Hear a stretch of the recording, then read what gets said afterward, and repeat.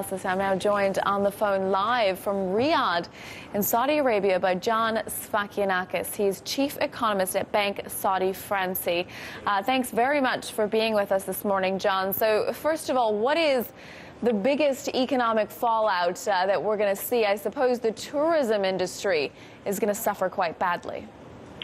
Well, absolutely. This depends on, of course, how long this continues. If this is a 3-month-long event, this is going to destroy in many ways the tourism industry, because now tourism is at its peak in Egypt, and it's a very important contributor.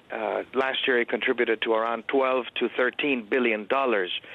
So this is very important for Egypt as an earner and also as an employer, because it employs a lot of people in Egypt. A lot of the Egyptians depend on tourism. What about the implications for foreign direct investment? This is another very important part of the Egyptian economy. Well, as the political crisis unfolds, definitely viewers and investors are going to look at Egypt in a different way. And this is a credibility issue for the Egyptian government and the Egyptian economy. For many years, they have been trying to assert themselves as an emerging market economy, but now within the last week, they have destroyed it.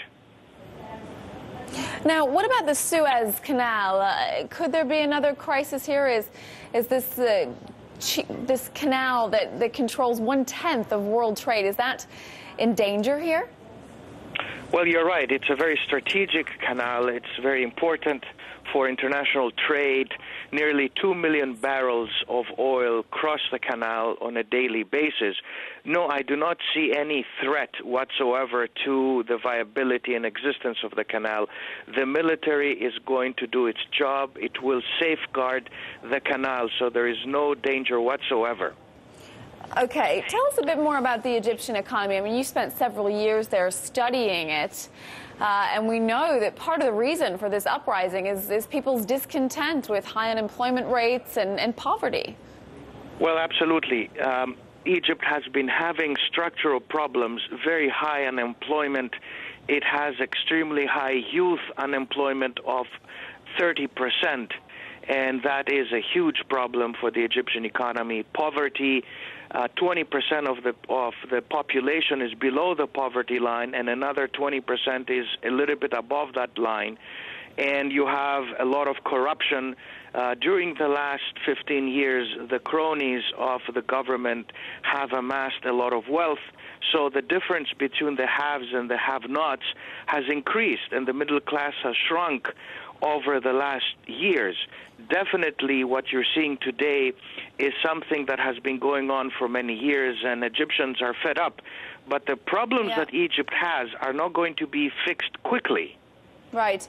Now, John, for investors that are perhaps looking for an opportunity here, could we actually see regime change in Egypt and perhaps democracy going to that country? Could we actually see that be a good thing in the long run for the economy?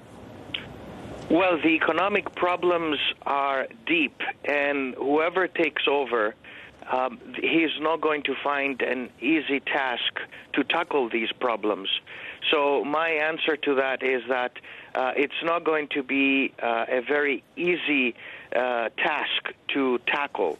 It's going to take an enormous amount of time to address issues that have been there since the 1950s and 60s. The private sector is not entrepreneurial. You have state-operated companies. You have a mentality which is supporting the public sector rather than the private sector. So you have a socialist capitalist mix going on in Egypt. So whoever takes over, he's not going to fix the unemployment problems in a jiffy, in 1 year or so. These are very long, drawn-out problems. A socialist and capitalist mix. John Sfakianakis, chief economist there at the Banque Saudi Fransi. Thank you for joining us.